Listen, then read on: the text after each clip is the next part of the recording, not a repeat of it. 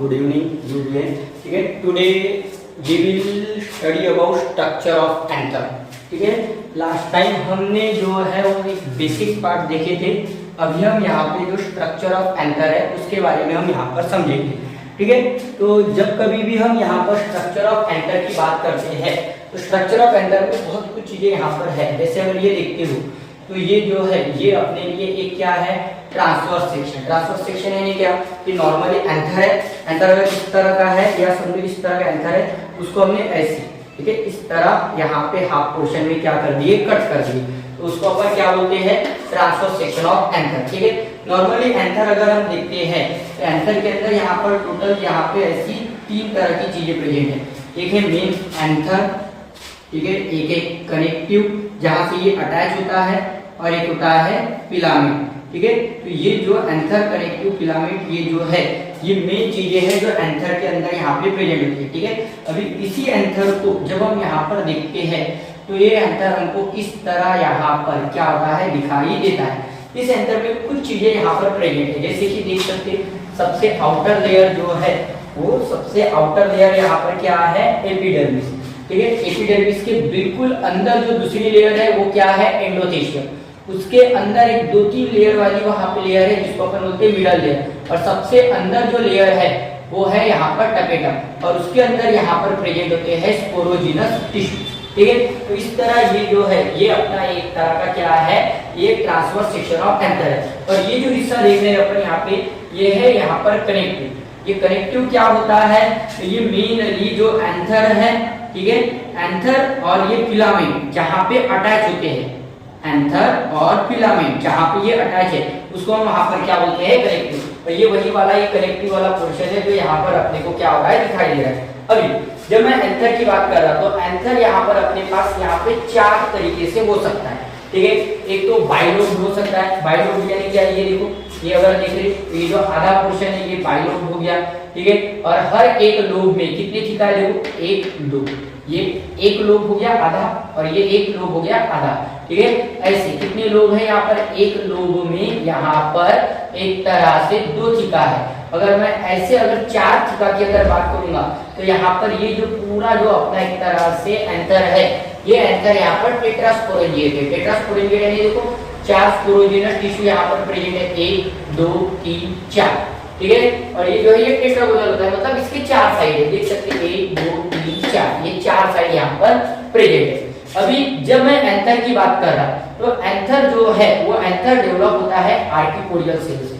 Anther कहाँ से develop हो रहा है, तो एंथर डेवलप हो रहा है जो आर्किपोडियल सेल है इनसे डेवलप हो रहा है। आर्किपोडियल सेल क्या होते हैं, ग्रुप ऑफ सेल्स होते हैं। आर्किपोडियल सेल क्या है, ग्रुप ऑफ सेल है जो मेनली क्या करेंगे, पेरिक्लाइन डिवीजन करेंगे यानी ट्रांसवर्स डिवीजन करेंगे, और जिसके वजह से यहाँ पर 2 तरह की लेयर तैयार होंगी, एक आउटर लेयर और एक तैयार होगी इनर लेयर। जैसे देख सकते हैं ये जो है ये मेरे लिए क्या है, तो ये मेरे लिए यहाँ पर है एक तरह से आर्किपोडियल सेल। ये ठीक है, ये क्या कर रहे हैं यहाँ पर, ट्रांसवर्स डिवीजन।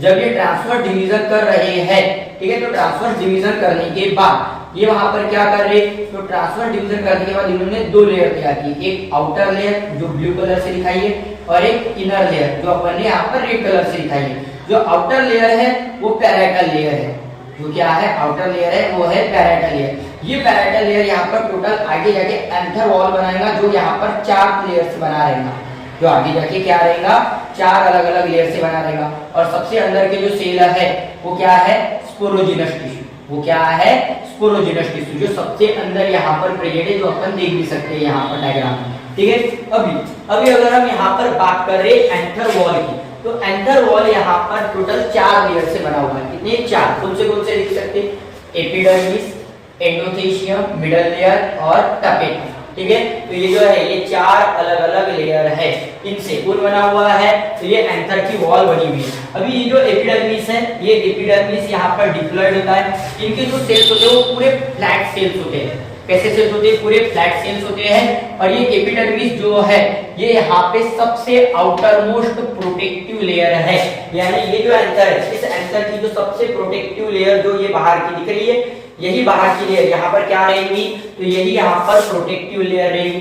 फिर उसके बिल्कुल अंदर जो यहाँ पर लेयर है वो कौन है, एंडोथेशियम। बिल्कुल एपिडर्मिस के अंदर वाली जो लेयर है वो कौन है यहाँ पर, तो वो है एंडोथेशियम। ठीक है, सब एपिडर्मल लेयर होता है और ये जो है ये यहाँ पर क्या करता है, डिस्पर्सल ऑफ एंथर। ठीक है, आगे जाके जो यहाँ पर एंथर है, एंथर के जो पोलर ग्रेन तैयार होंगे उनको डिस्पर्स करने के लिए, फैलाने के लिए कौन हेल्प करेगा, तो उनको डिस्पर्स करने के लिए, फैलाने के लिए मेनली यहाँ पर एंडोथेशियम हेल्प करेगा।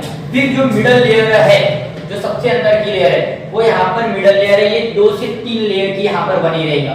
ठीक है, जो बिल्कुल एंडोथेशियम के अंदर रहेगा और ये यहाँ पर 1 2 3 लेयर की भी हो सकती है, 2 लेयर की भी वहां पर हो सकती है। और ये जो सेल है, ये सेल्स यहाँ पर कैसे होते हैं, तो ये सेल्स यहाँ पर शॉर्ट लिव्ड होते हैं। कैसे होते हैं, शॉर्ट लिव्ड। ठीक है, फिर सबसे अंदर की जो लेयर है वो कौन है, टपेटा। सबसे अंदर की जो लेयर है वो कौन है, टपेटा।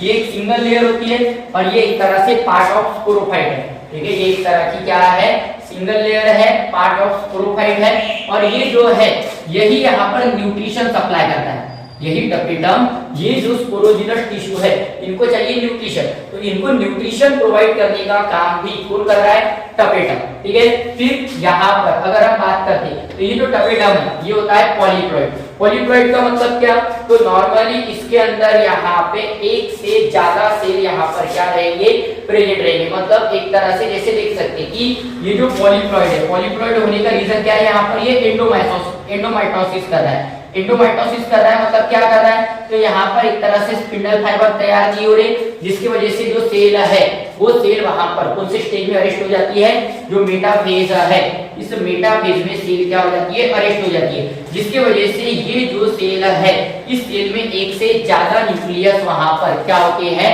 तैयार होते हैं। समझे, तो ठीक है, आज के लिए अपना इतना ही।